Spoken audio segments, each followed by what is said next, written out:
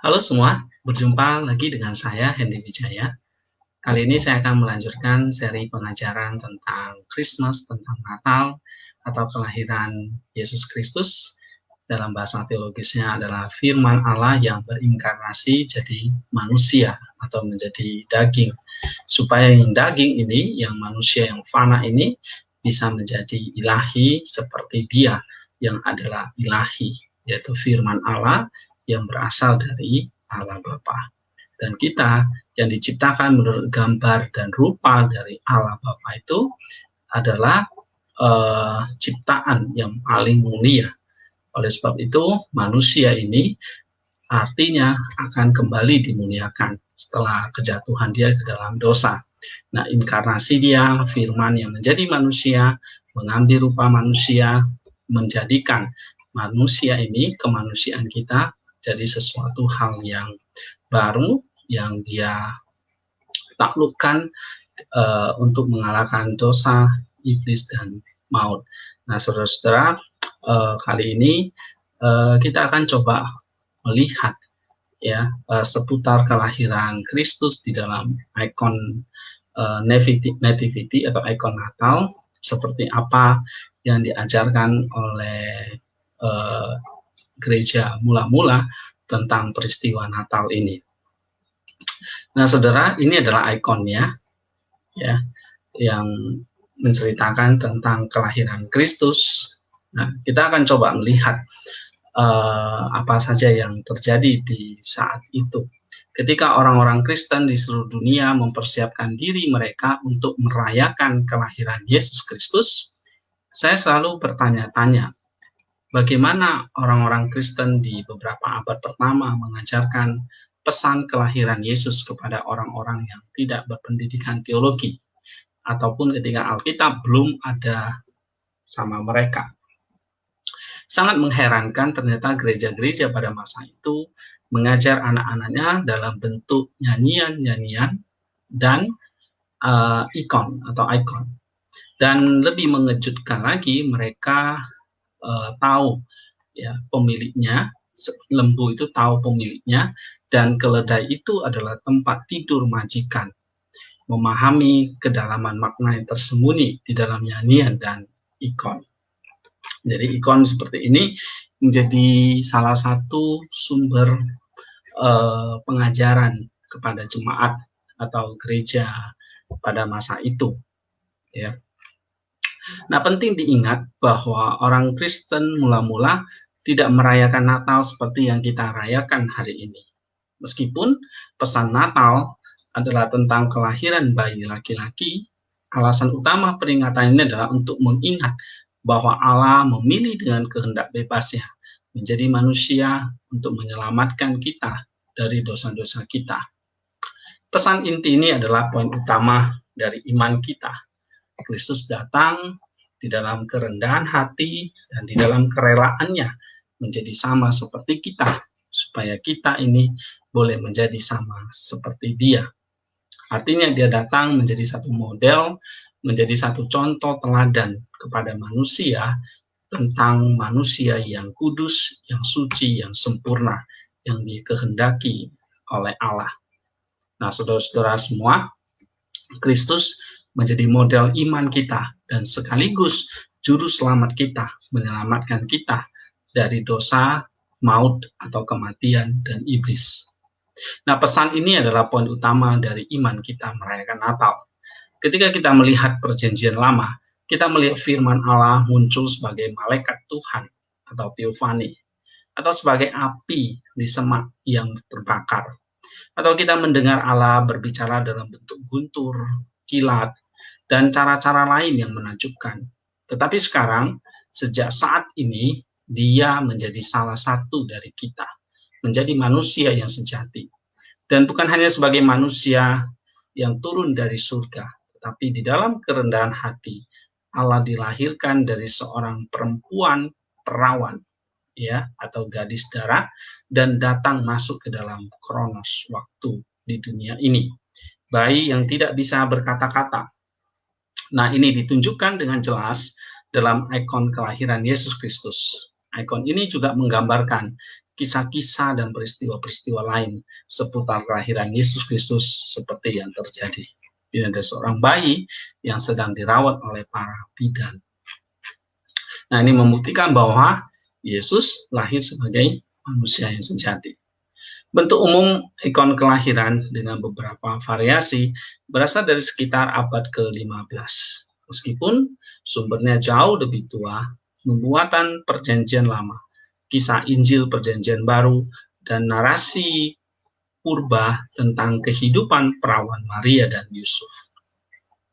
Ya, kita lihat Perjanjian Baru dan ikon kelahiran. Bertentangan dengan kepercayaan populer saat ini, di mana palungan terbuat dari kayu dengan binatang diikat di sudut. Palungan abad pertama biasanya adalah gua di pinggiran kota, dan semua hewan penduduk kota akan menjadi terikat di sana. Dan hal yang sama digambarkan di dalam ikon. Anak Kristus dan ibunya diperlihatkan di sebuah gua, dikelilingi oleh batu-batu yang sangat tajam dan tidak ramah, yang merefleksikan dunia yang kejam, tempat Yesus dilahirkan. Jadi kalau kita lihat di dalam gua ini, ada batu-batu yang sangat tajam, ya, di mana Maria, sang Theotokos, dengan anaknya bayi Yesus ada di dalam gua yang gelap, di dalam bukit batu-batuan yang terjal, yang tajam. Nah, ini merefleksikan tentang kehidupan dunia yang tajam, yang banyak dalam dosa. Kemudian kita lanjutkan. Injil mencatat bahwa Yusuf dan Maria tidak dapat menemukan kamar di penginapan manapun ketika mereka datang untuk mengambil bagian dalam sensus di Bethlehem. Ya, dan karena itu Yesus dibandingkan di dalam palungan, yaitu bak makanan hewan, seperti makanan hewan. Tinggi di langit di atas palungan adalah bintang yang bersinar terang dan mengirimkan satu batang cahaya ke arah bayi Yesus. Bintang ini bertindak sebagai titik jalan bagi orang Majus dari timur yang datang membawa hadiah emas, mur, dan kemenyan. Ikon tersebut menggambarkan bahwa orang Majus masih jauh dan sedang dalam perjalanan. Ya, kita bisa lihat di dalam ikon ini ada orang Majus yang dituntun oleh bintang yang bersinar tepat di atas bayi Yesus. Ini menjadi petunjuk jalan bagi orang Majus untuk datang memberi persembahan, yaitu minyak zaitun, mur, dan kemenyan, emas, kemenyan, dan minyak mur. Kemudian kita lihat lagi, di atas langit ada sekelompok malaikat yang membawa kabar gembira tentang kelahiran juru selamat dunia. Mereka bernyanyi, memuji Tuhan dan berkata, kemuliaan bagi Allah di tempat yang maha tinggi, dan damai sejahtera di bumi di antara manusia yang berkenan kepadanya. Lukas 2 ayat 14.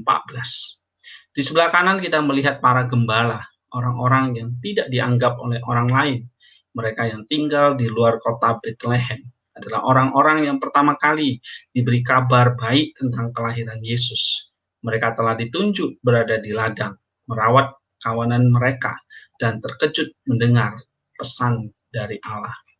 Jadi gembala yang dianggap sampai orang pinggiran justru mereka yang pertama kali mendengar kelahiran Mesias atau Yesus Kristus. Dan ini adalah para malaikat yang dengan sukacita memberitakan kelahiran Kristus kepada para gembala.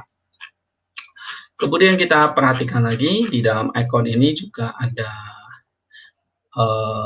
selain ibunya, satu-satunya yang dimiliki Yesus Kristus dalam beberapa jam pertama kehidupan duniawinya, ada lembu jantan di situ dan keledai. Ini adalah gambaran kerendahan hati dari inkarnasi firman Allah di bumi. Dan kita lihat ini ada lembu jantan dan keledai di samping bayi Yesus di dalam gua. Kemudian kita lihat kerendahan hati Kristus seharusnya tidak mengejutkan kita. karena cara kelahirannya telah dimuatkan ratusan tahun sebelum peristiwa itu. Kehadiran lembu dan keledai dalam ikon kelahiran mencerminkan salah satu dari banyak nubuat dalam kitab Perjanjian Lama Yesaya.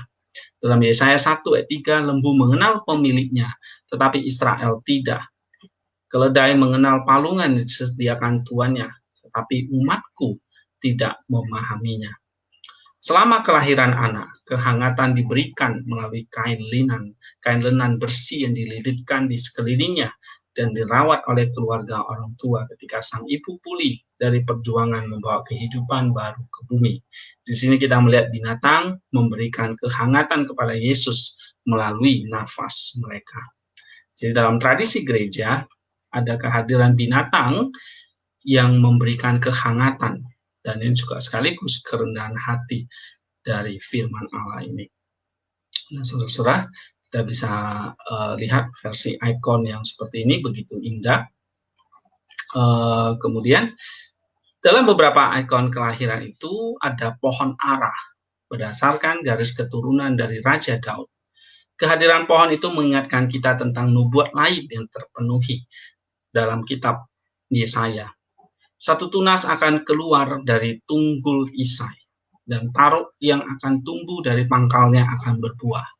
Roh Tuhan akan ada padanya, roh hikmat dan pengertian, roh nasihat dan keperkasaan, roh pengenalan dan takut akan Tuhan. Dalam Yesaya 11 ayat 1 dan 2. Di dalam daging, Yesus dapat melacak ke leluhurnya melalui ibunya dan ayahnya, Yusuf, dengan merujuk kembali ke pohon itu. Silsilah itu juga terkadang ditampilkan dalam ikon pohon ara. Jadi kita bisa lihat ada gambaran pohon ara ya di dalam ikon ini. Ini menunjukkan adalah silsilah dari Yesus Kristus. Kalau kita lihat di sini ada gambaran pohon ara seperti ini. Ini adalah gambaran silsilah Yesus Kristus dari Perjanjian Lama. Kemudian kita lanjutkan. Sumber penting lainnya untuk kisah kelahiran Yesus adalah dalam kitab Proto-Evangelium Yakobus, ya. Teks yang ditulis di abad kedua menggambarkan kehidupan perawan suci Maria.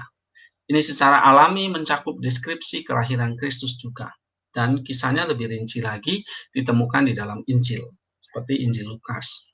Menurut Proto-Evangelium Yakobus, Yusuf membawa serta dua orang wanita, ya, seorang bidan dan seorang wanita yang bernama Salome, untuk membantu kelahiran Yesus. Sehingga tidak heran ada dua orang bidan di sini yang membantu kelahiran sang putra. Ya, misalnya di dalam ikon ini ada dua orang bidan. Kalau kita lihat di dalam ikon ini, yang di sini, ya, ini adalah bidan, salah satunya bernama Salome di dalam kitab Proto-Evangelium Yakobus. Kemudian kita lihat lagi, Salome diidentikan dengan seorang perempuan yang kemudian menjadi murid Kristus. Dia adalah ibu dari Rasul Yakobus dan Yohanes, dan merupakan salah satu perempuan yang menemukan kubur kosong setelah kebangkitan Kristus. Tetapi di mana Yusuf? Berbeda dengan adegan kelahiran di gereja barat, dalam ikon di timur atau gereja timur, Yusuf biasanya ditemukan di bagian bawah ikon, jauh dari pertunangannya, yaitu Maria dan putranya. Dia terlihat mendengarkan seorang lelaki tua. Yusuf terlihat gelisah. Dia dilanda keraguan baru tentang kelahiran ini, dan keraguan ini disampaikan kepadanya oleh setan dalam wujud seorang lelaki tua, sebagaimana dicatat dalam Proto-Evangelium Yakobus tadi. Iblis menyatakan bahwa jika bayi ini benar-benar ilahi, ia tidak akan dilahirkan dengan cara manusia seperti ini, apalagi begitu sederhana. Argumen-argumen ini walaupun pada akhirnya tidak menyebabkan Yusuf tersandung, tapi terus-menerus kembali menyusahkan gereja, dan merupakan dasar dari banyak bidat mengenai keilahian atau kepribadian Kristus. Dalam pribadi Yusuf itu, ikon ini mengungkapkan tidak hanya drama pribadinya, tetapi ini menjadi drama seluruh umat manusia, di mana banyak sekali gereja, bahkan juga di dalam kekristenan, di luar kekristenan, sulit menerima tentang inkarnasi firman Allah atau keilahian Kristus ini. Bahwa dalam satu pribadi yang sama, ada dua natur, yaitu Allah, ilahi, dan manusia seperti kita. Nah, kalau kita lihat di dalam tradisional, dalam ikon ini, Yusuf dipengaruhi oleh seorang laki tua, yaitu iblis, yang menyaksikan keraguan, menyaksikan akan keilahian, kelahiran dari seorang perawan, atau keilahian Kristus ini. Dan ini menjadi satu drama yang menyebabkan banyak perpecahan di dalam gereja, dan juga banyak penyesatan atau bidat yang muncul tentang kepribadian Kristus. Saya pernah menceritakan tentang berbagai macam heresi seputar keilahian natur Kristus. Ini ikon versi yang lain. Selain menyatakan berita kelahiran Kristus yang mulia dan menggembirakan, ikon itu juga mengakui, sebagaimana juga nyanyian dalam gereja, misteri besar dan peristiwa. Sang perawan melahirkan keajaiban yang maha kuasa yang kekal, gembala, dan orang Majus menawarkan hadiah mereka kepadanya. Di gua di Bethlehem, Yesus Kristus Raja kita telah lahir. Malaikat, gembala, orang bijak datang untuk menghormati juru selamat mereka. Pada hari ini, anak itu telah lahir, Tuhan yang Maha Kuasa selamanya, sebagaimana Nabi Yesaya, putra Amos, dinubuatkan. Ya Tuhan, yang dengan cintanya menurunkan dirinya demi kita, dalam cinta dan belas kasihan, mengunjungi dan menyembuhkan semua jiwa kita.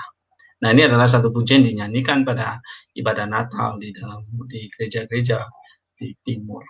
Kristus telah lahir, muliakanlah Dia. Amin.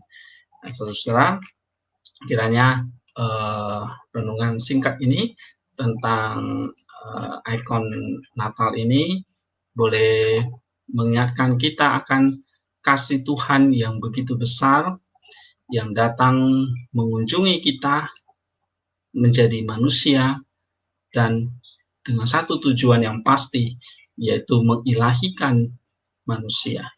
Di momen Natal seperti ini dan di dalam tengah situasi krisis pandemi, baiklah kita boleh terus mengingat akan kasih Allah dalam kehidupan kita sehari-hari.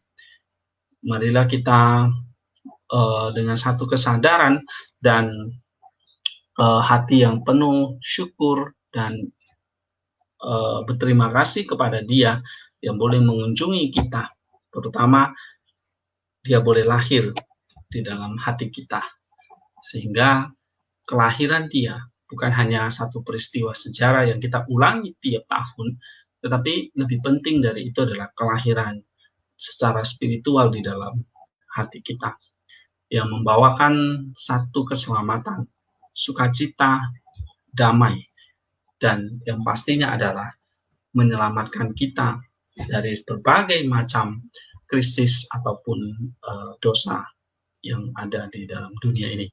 Kita tidak perlu takut khawatir, sebab segala materi dan seisi dunia ini telah ditebus oleh Kristus.